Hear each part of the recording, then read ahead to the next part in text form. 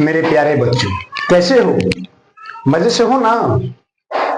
चलिए, पिछले वीडियो में हम लोगों ने समाजवाद की चर्चा की थी और समाजवाद में हम लोगों ने देखा था कि ऐतिहासिक दृष्टिकोण से समाजवाद को दो वर्गों में विभाजित किया गया। समाजवाद को दो वर्गों में जो विभाजित किया गया था उसमें मैंने बताया था कि कार्ल मार्क्स को विभाजन रेखा मान करके कार्ल मार्क्स से पहले के समाजवाद को यूटोपियन समाजवादी और कार्ल मार्क्स के बाद के समाजवाद को वैज्ञानिक समाजवाद के नाम से जाना जाता है। तो यूटोपियन समाजवादियों के बारे में हम लोगों ने पढ़ लिया था। अब हम यहाँ कार्ल मार्क्स का अध्ययन करेंगे। तो आज हमारा टॉपिक होगा कार्ल मार्क्स। आज हमारा टॉपिक है कार्ल मार्क्स। कार्ल मार्क्स की बात किया जाए तो कार्ल मार्क्स का जन्म 5 मई 1818 ईस्वी को जर्मनी के राइन प्रांत के ट्रियर नामक नगर में एक यहूदी परिवार में हुआ था। कार्ल मार्क्स का जन्म की बात करें तो इनका जन्म 5 मई 1818 को जर्मनी के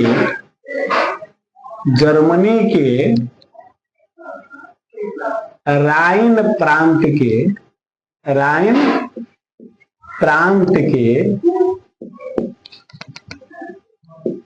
ट्रियर नामक नगर में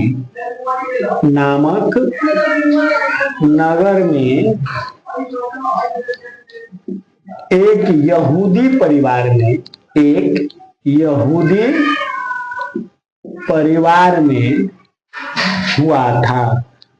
में हुआ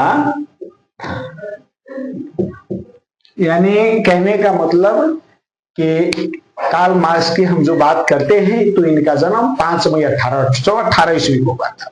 इनका जन्म स्थान जर्मनी के राइन प्रांत के ट्रियर नामक नगर था। इनका जन्म जो हुआ था एक यहूदी परिवार में हुआ था। इनके पिताजी की बात करें तो इनके पिता हेनरी मार्क्स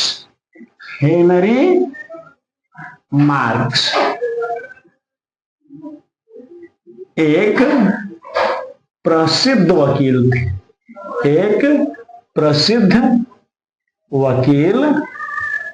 इनके पिताजी जिनका नाम हेनरी मार्क्स था वे एक प्रसिद्ध वकील थे। ऐसे बाद में चूंकि थे यहूदी लेकिन बाद में इन्होंने ईसाई धर्म को स्वीकार कर लिया था। इनके पिताजी जो हेनरी मार्क्स थे वो आगे चल करके अपना धर्म परिवर्तन कर लिया और ईसाई धर्म को अपना लिया। मार्क्स की बात करें तो मार्क्स अपनी प्रारंभिक शिक्षा प्राप्त करने के बाद वे उच्च शिक्षा के लिए यानी चूंकि उनके पिताजी वकील थे इसलिए उन्होंने अपने पुत्र को भी विधि की शिक्षा दिलवानी चाहिए और विधि की शिक्षा प्राप्त करने के लिए कार्ल मार्क्स बोन विश्वविद्यालय चले गए और बोन विद्यालय से उन्होंने विधि की शिक्षा प्राप्त की तथा 1836 ईस्वी में वे बर्लिन विश्वविद्यालय चले आए। यह कार्ल मार्क्स की बात करें तो कार्ल मार्क्स विधि की शिक्षा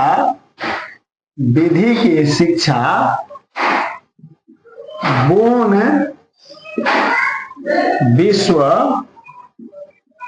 विश्वविद्यालय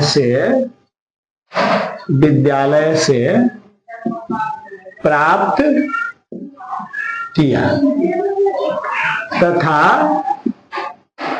1836 ईस्वी में वे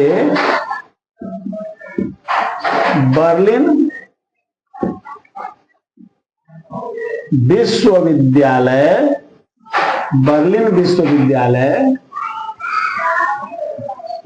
चले आए। 1836 ईस्वी में ये बर्लिन विश्वविद्यालय चले आए। अगर कार्ल मार्क्स की बात करें तो कार्ल मार्क्स हीगेल के विचारों से प्रभावित थे। कार्ल मार्क्स जो थे वे हीगेल के विचारों से प्रभावित थे। उसके बाद क्या होता है कि जब ये चले आते हैं बर्लिन विश्वविद्यालय, तो बर्लिन विश्वविद्यालय में उनके जीवन में एक नया मोड़ आता है। एक नया इनके मोड़ आता है जीवन में। और 1843 ईस्वी में क्या होता है कि 1843 ईस्वी में वे अपने बचपन के मित्र जेनी से विवाह करते हैं। विवाह कर लिया, वे अपने बचपन के मित्र जेनी से विवाह कर लेते हैं। तो मेरे प्यारे बच्चों, क्या होता है, 1843 ईस्वी में कार्ल मार्क्स का विवाह उनके बचपन के मित्र जेनी से हो जाता है। उनके राजनीतिक एवं सामाजिक इतिहास पर उन्होंने क्या किया।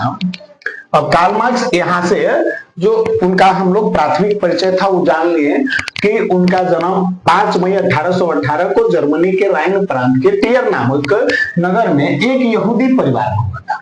इनके पिताजी का नाम हेनरी मार्क्स था और वे एक प्रसिद्ध वकील थे।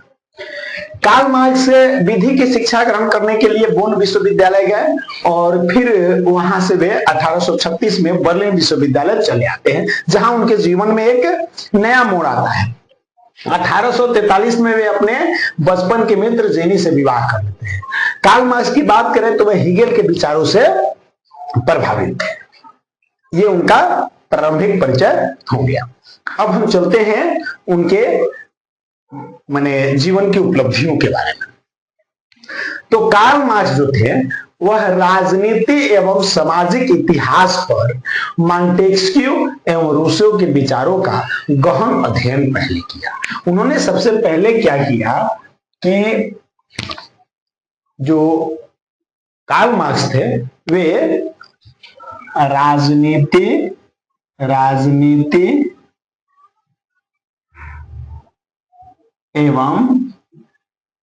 एवं सामाजिक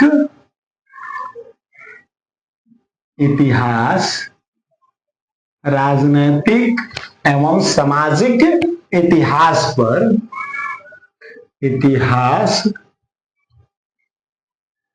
पर मॉन्टेस्क्यू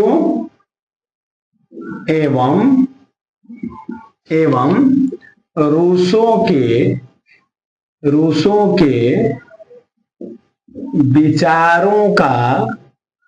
विचारों का गहन अध्ययन किया। उन्होंने सामाजिक, राजनीतिक एवं सामाजिक इतिहास को समझने के लिए सबसे पहले मॉन्टेस्क्यू और रूसो के विचारों का गहन अध्ययन उन्होंने प्रारंभ कर दिया। और उसके बाद कार्ल मार्क्स की मुलाकात जो है हीगेल से 1844 ईस्वी में कहां होता है, तो कार्ल मार्क्स का जो मुलाकात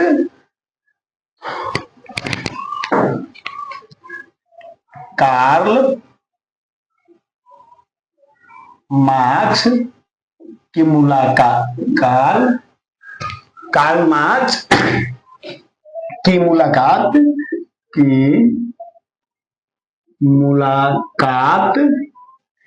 पेरिस में फ्रेडरिक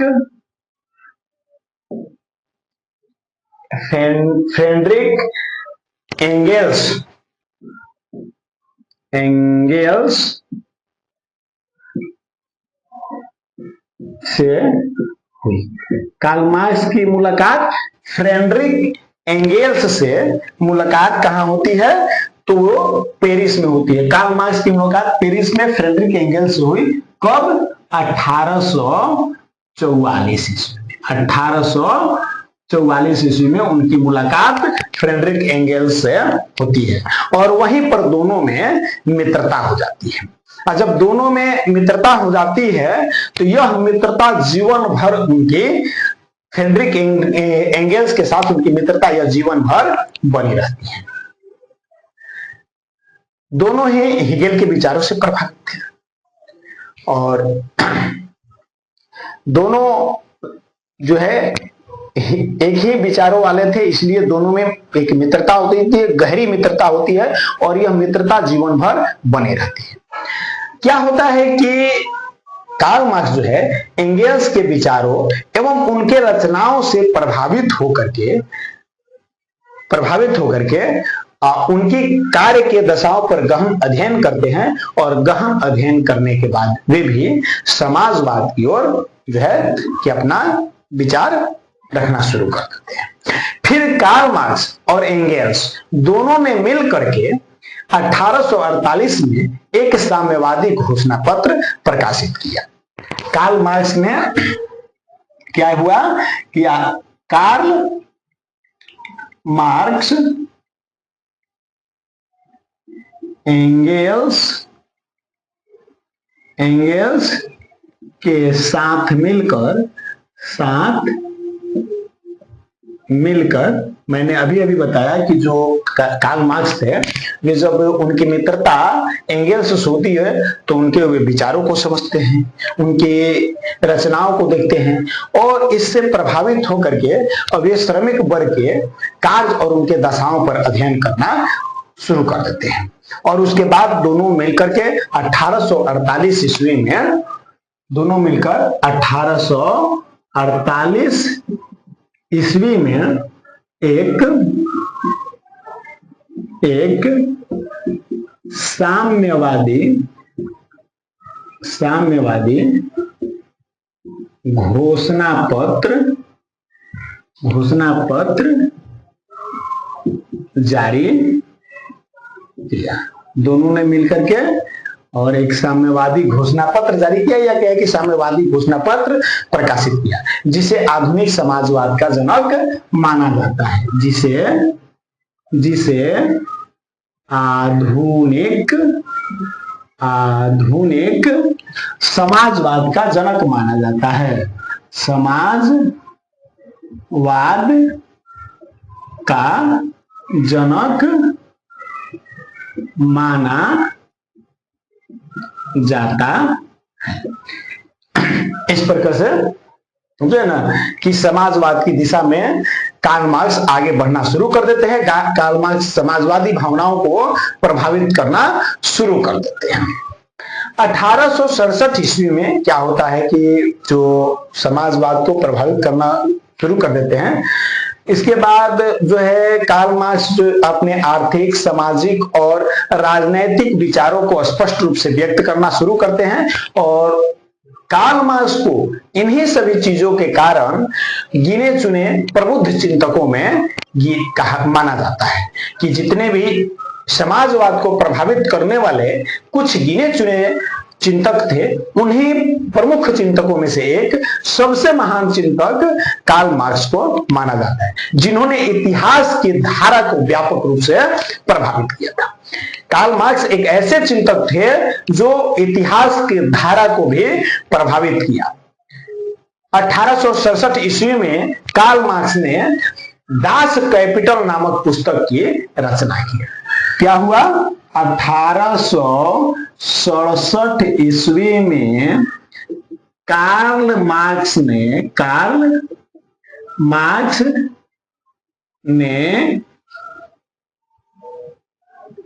दास कैपिटल नामक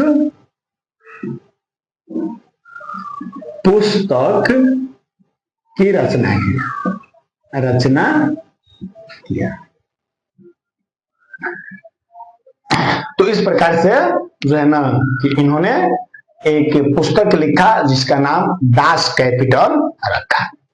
इस पुस्तक को समाजवादियों की बाइबिल के नाम से जाना जाता है। इसे समाजवादियों के बाइबिल नाम संज्ञा दी जाती है। इसे क्या कहा जाता है? समाजवादियों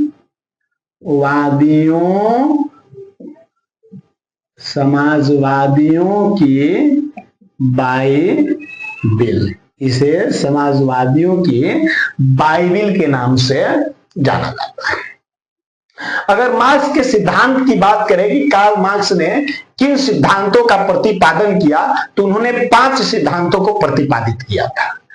कार्ल मार्क्स के सिद्धांत की बात करें तो हम लिख देते हैं यहां मार्क्स के सिद्धांत। कार्ल मार्क्स के सिद्धांत कौन कौन से सिद्धांत उन्होंने दिया था? पहला द्वंद्वात्मक भौतिकवाद का सिद्धांत। पहला द्वंद्वात्मक भौतिकवाद का सिद्धांत। भौतिकवाद का सिद्धांत पहला उन्होंने जो सिद्धांत दिया वह द्वंद्वात्मक भौतिकवाद का सिद्धांत। दूसरा वर्ग संघर्ष का सिद्धांत। दूसरा वर्ग संघर्ष का सिद्धांत। दूसरा वर्ग संघर्ष का सिद्धांत।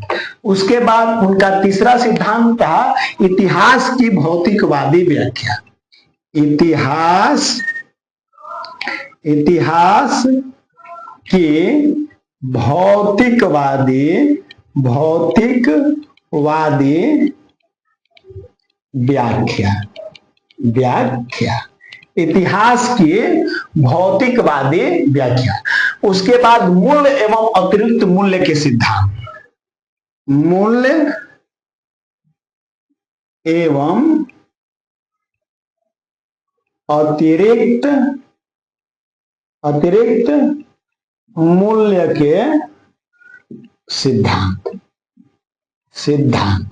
और अंत में जो उनका अंतिम सिद्धांत था राज्यहीन एवं वर्गहीन समाज की स्थापना। 5वां सिद्धांत क्या था? राज्यहीन एवं वर्गहीन समाज की स्थापना। तो इस प्रकार से कार्ल मार्क्स ने इन 5 सिद्धांतों को प्रस्तुत किया। कार्ल मार्क्स के ऐतिहासिक भौतिकवाद की व्याख्या की बात करें, जो उन्होंने भौतिकवादी इतिहास की व्याख्या प्रस्तुत की थी, उसमें उन्होंने कहा कि जो उत्पादन होता है, जो इतिहास है, उनका यह मानना था कि जो इतिहास है वह उत्पादन के साधनों पर नियंत्रण के लेकर के, जो उत्पादन के जितने भी साधन हैं उन सब पर नियंत्रण को लेकर के 2 वर्गों के बीच चल रहे निरंतर संघर्ष की कहानी है। उनके अनुसार इतिहास क्या है? इतिहास की भौतिकवादी व्याख्या क्या है? उनकी इतिहास की भौतिकवादी व्याख्या यह है, उनका मानना है कि जो भी इतिहास है वह उत्पादन के साधनों पर नियंत्रण को लेकर के, अधिकार को लेकर के 2 वर्गों के बीच चल रहे निरंतर संघर्ष की कहानी है। यानी कहने का मतलब ये हुआ कि कार्ल मार्क्स के अनुसार, कार्ल मार्क्स के विचारों के अनुसार इतिहास की जितनी भी घटनाएं हैं एवं जितने भी परिवर्तन हैं, उनका मूल जो है, उनका जड़ जो है आर्थिक शक्तियों को उत्पादन प्रणाली के प्रत्येक परिवर्तन के साथ सामाजिक संगठन में भी परिवर्तन होता है। उनका यही मानना था कि जो उत्पादन प्रणाली के परिवर्तन होते हैं, उन सभी परिवर्तनों का साथ साथ सामाजिक संगठन में भी परिवर्तन होता है। यानी इतिहास की प्रत्येक घटना एवं प्रत्येक परिवर्तन के मूल में क्या है? आर्थिक शक्तियां ही निहित होती है। उनका यही मानना था कि जो भी इतिहास की घटनाएं हैं, जितने भी परिवर्तन हुए हैं, उनका जड़ कहां है? तो आर्थिक शक्तियां हैं। और यही कारण है कि उत्पादन प्रणाली के जितने भी परिवर्तन हुए हैं उनके साथ साथ सामाजिक संगठन में भी परिवर्तन हुआ है। इस तरह से कहा जाए कि मार्क्स के इतिहास में, कार्ल मार्क्स ने इतिहास के 5 चरणों का व्याख्या किया। उनके अनुसार इतिहास के 5 चरण दृष्टिगोचर है, यानी 5 चरणों को देखा गया है और 6वां चरण अभी आने वाला है। मैंने इतिहास को उन्होंने 6 चरणों में विभाजित किया और कहा कि 5 चरण को गुजर चुके हैं, 5 चरणों को देखा जा चुका है और इतिहास के अब 6वां चरण आने वाला है। तो हम कह सकते हैं कि कार्ल मार्क्स के अनुसार जो इतिहास के 6 चरण है उसको निम्न स्तर पर हम देख सकते हैं। जैसा कि हम बताते हैं आपको, तो मेरे प्यारे बच्चों, अभी हमने जाना कि कार्ल मार्क्स के अनुसार इतिहास के 6 चरण हैं, यानी कार्ल मार्क्स के अनुसार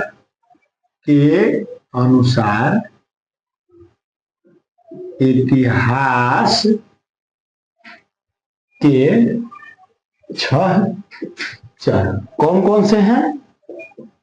कार्ल मार्क्स के विचारों के अनुसार जो इतिहास के 6 चरण है उसमें पहला है आदिम साम्यवादी युग। पहला है आदिम साम्यवादी युग, यानी कार्ल मार्क्स के विचारों के अनुसार सबसे पहले इतिहास की शुरुआत जो होती है, तो इतिहास की शुरुआत जो होती है उस समय विश्व में साम्यवादी युग था, इसीलिए उसको आदिम साम्यवादी युग कहा जाता है। और आदिम साम्यवादी युग के बाद आता है दासता का युग।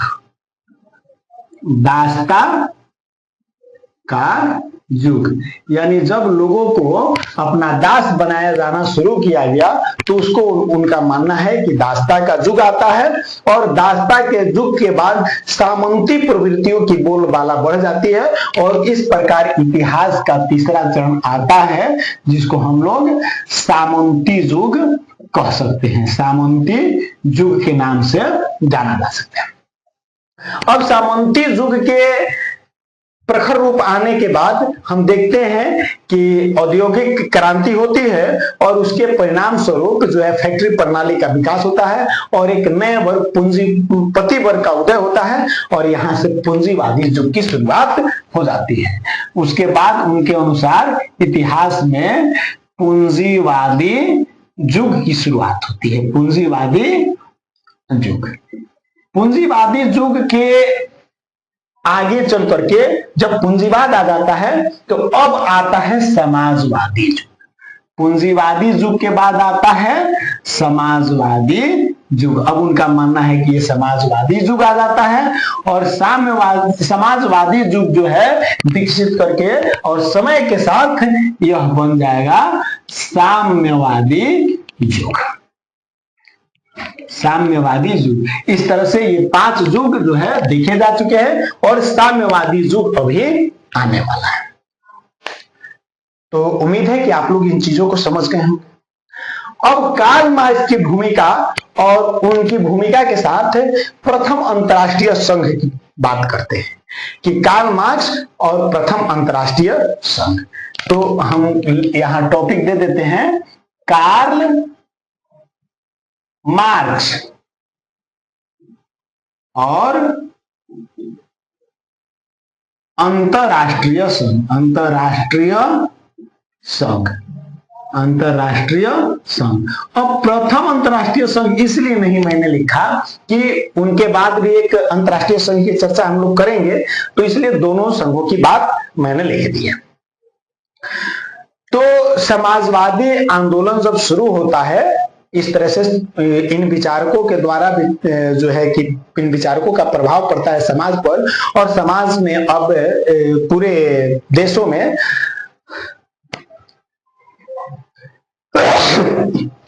माफ कीजिएगा, पूरे विश्व में अब समाजवादी व्यवस्था स्थापित करने के लिए समाजवादी आंदोलन इतिहास में शुरू हो जाता है। और इस समाजवादी आंदोलन के इतिहास में एक महत्वपूर्ण घटना यह घटती है कि 1864 ईस्वी में कार्ल मार्क्स के द्वारा प्रथम अंतरराष्ट्रीय संघ की स्थापना किया जाता है। अर्थात हम यूं कहें तो 1864 ईस्वी में कार्ल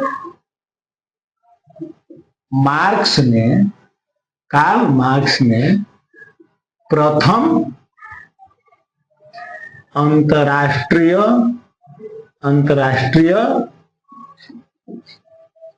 संघ की स्थापना की।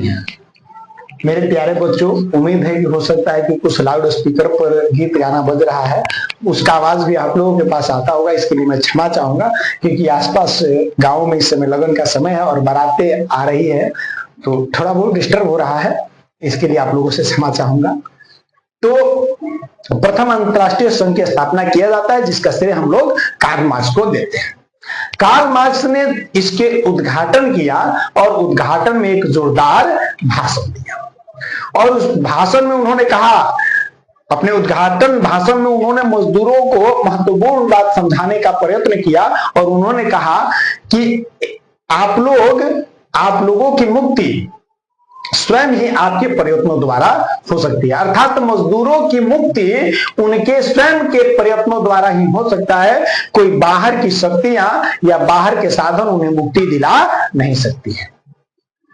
और याद रखिएगा, जब तक कि उत्पादन के साधनों पर पूंजीपतियों का स्वामित्व है, अर्थात व्यक्तिगत हाथों में ये स्वामित्व रहेगा, तब तक मशीनों में सुधार करके, उद्योग में विज्ञान का प्रयोग करके, उत्पादन कला में किसी भी प्रकार के सुधार करके श्रमिकों की स्थिति में कोई सुधार नहीं किया जा सकता है। अर्थात उनका कहना यह था कि मजदूर अपने प्रयत्नों द्वारा ही अपनी मुक्ति पा सकते हैं, और जब तक कि उत्पादन के साधन पर निजी लोगों का अधिकार रहेगा, तब तक मशीनों में सुधार करके, उत्पादन प्रक्रिया में वैज्ञानिक पद्धति को अपना करके, या जो है कि उत्पादन कला में सुधार करके मजदूरों की स्थिति में सुधार नहीं किया जा सकता है।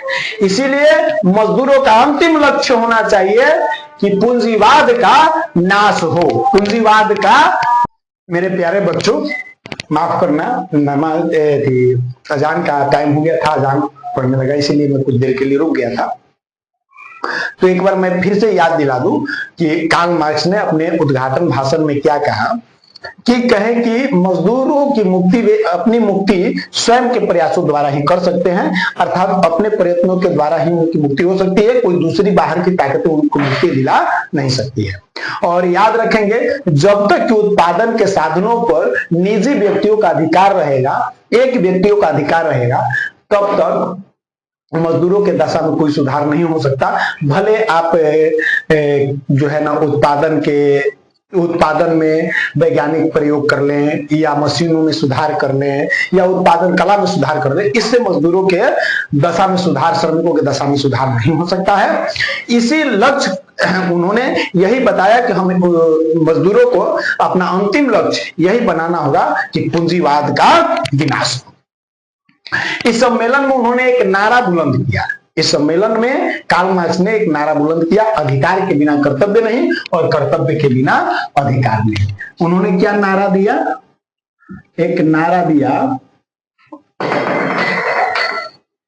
अधिकार के बिना कर्तव्य नहीं तथा कर्तव्य के बिना अधिकार नहीं। तो यही नारा उन्होंने इस सम्मेलन में बुलंद किया, जो आगे चल करके साम्यवाद का यही नारा बन गया। ठीक है ना? तो इस तरह से प्रथम अंतरराष्ट्रीय संघ की स्थापना कार्ल मार्क्स के प्रयत्नों द्वारा होती है। उसके बाद द्वितीय अंतर्राष्ट्रीय संघ की अगर हम बात करें तो विभिन्न देशों के बिखरे हुए समाजवादी दलों को एक अंतर्राष्ट्रीय संगठन के तहत सूत्रबद्ध करने के लिए 14 जुलाई 1889 ईस्वी को पेरिस में सम्मेलन कराया गया। क्या हुआ? 14 जुलाई 1888 ईस्वी को पेरिस में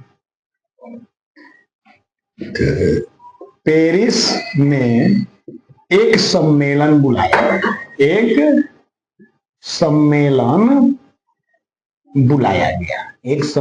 बुलाया गया। ठीक है, जिसमें 20 देशों के 400 प्रतिनिधियों ने भाग लिया। जिसमें 20 देशों के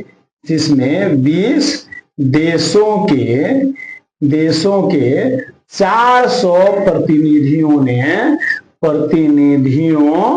ने भाग लिया।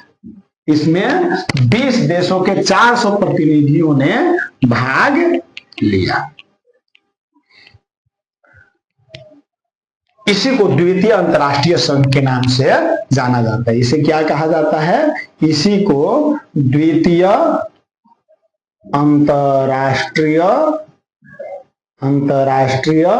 संघ के नाम से जाना गया।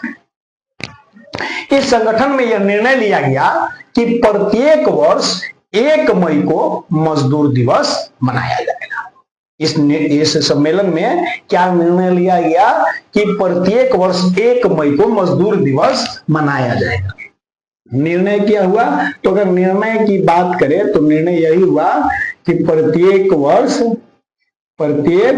वर्ष 1 मई मजदूर दिवस होगा। मजदूर दिवस ये इसी सम्मेलन में निर्णय लिया गया कि 1 मई को मजदूर दिवस मनाया जाएगा। ये मजदूरों की एकता के लिए ऐसा निर्णय लिया गया था। तथा काम के घंटे को तय किया जाएगा, यानी काम के लिए प्रत्येक कार्य दिवस में 8 घंटा तय किया गया। और इसका सचिवालय ब्रुसेल्स में स्थापित किया गया। सचिवालय इसका कहां बना? ब्रुसेल्स में। सचिवालय कहां बनाया गया?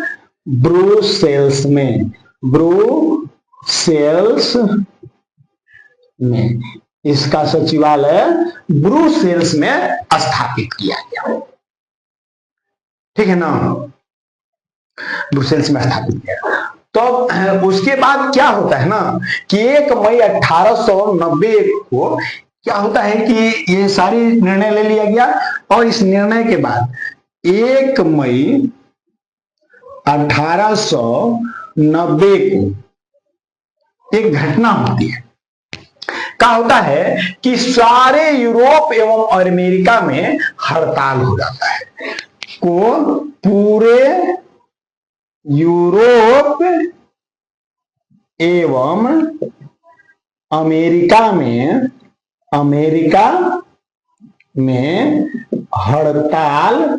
हड़ताल हो जाता है। ठीक ना? क्या हुआ? 1 मई 1890 ईस्वी को पूरे यूरोप एवं अमेरिका में हड़ताल हो गया। और जब हड़ताल हो गया तो हड़ताल के बाद 1 मई को अंतर्राष्ट्रीय मजदूर दिवस मनाया गया। ये हड़ताल किसी विरोध में नहीं किया गया था। ये हड़ताल किया गया था, यानी मजदूर दिवस मनाया गया था। उस दिन मजदूर लोगों ने कहा कि हम लोग जो है हड़ताल करेंगे, कोई कार्य नहीं करेंगे। अर्थात 1 मई को हड़ताल थी, मजदूर दिवस मनाया गया। मजदूर दिवस मनाया गया। और तब से लेकर के प्रत्येक वर्ष अब 1 मई को मजदूर दिवस मनाया जाना शुरू हो गया। ठीक है? प्रत्येक वर्ष 1 मई को अंतर्राष्ट्रीय मजदूर दिवस मनाना शुरू हो गया। तो कुल मिलाकर के हमने देखा कि ये समाजवादी जो आंदोलन हुए और ये जो समाजवाद आया, इसने कुछ उपलब्धियां प्राप्त की। तो इस समाजवाद की उपलब्धियों की बात करेंगे कि समाजवाद ने किन किन क्षेत्रों में सफलता प्राप्त किया, जिसको हम लोग उपलब्धि कर सकते हैं।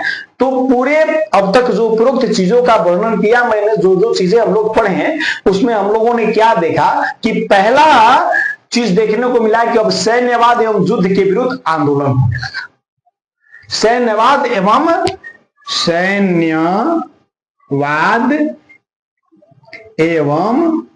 युद्ध के विरुद्ध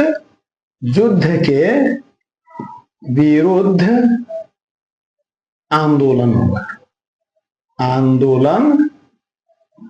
युद्ध के विरुद्ध आंदोलन होने लगा। अब क्या हुआ? युद्ध के विरुद्ध आंदोलन होने लगा तथा सभी राष्ट्रों की बुनियादी समानता तथा राष्ट्रीय स्वतंत्रता के उनके अधिकार पर जोर दिया गया। होने लगा तथा सभी राष्ट्रों के, सभी जितने भी देश थे, सभी राष्ट्रों के बुनियादी समानता, राष्ट्रों के बुनियादी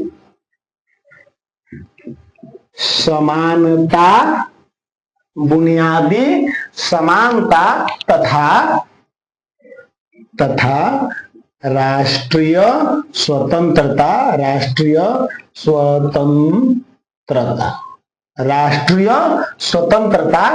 के उनके अधिकारों पर जोर दिया गया।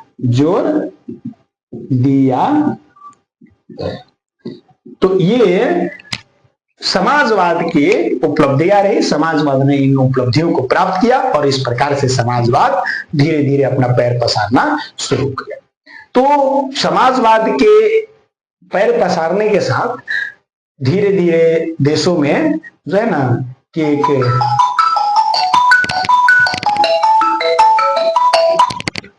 समाजवाद के रूप में जो है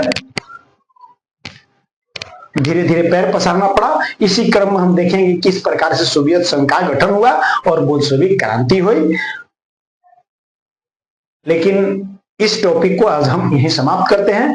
अब बोल्शेविक क्रांति का अध्ययन हम अगले वीडियो में करेंगे। तब तक के लिए हम आप लोगों से विदा लेना चाहते हैं और एक बार फिर से आप लोगों से मैं आग्रह करूंगा कि मेरे प्यारे बच्चों, अगर आपको हमारी यह शिक्षा अच्छी लग रही हो, हमारे द्वारा बताया गया टॉपिक और कंटेंट अच्छा लग रहा हो और आपको पढ़ने में मजा आ रहा हो, तो आप लोग हमारे चैनल को सब्सक्राइब कर ले और अधिक से अधिक लोगों तक शेयर करें कि अधिक से अधिक लोगों तक यह वीडियो पहुंच सके। तब तक के लिए हम विदा लेते हैं। धन्यवाद।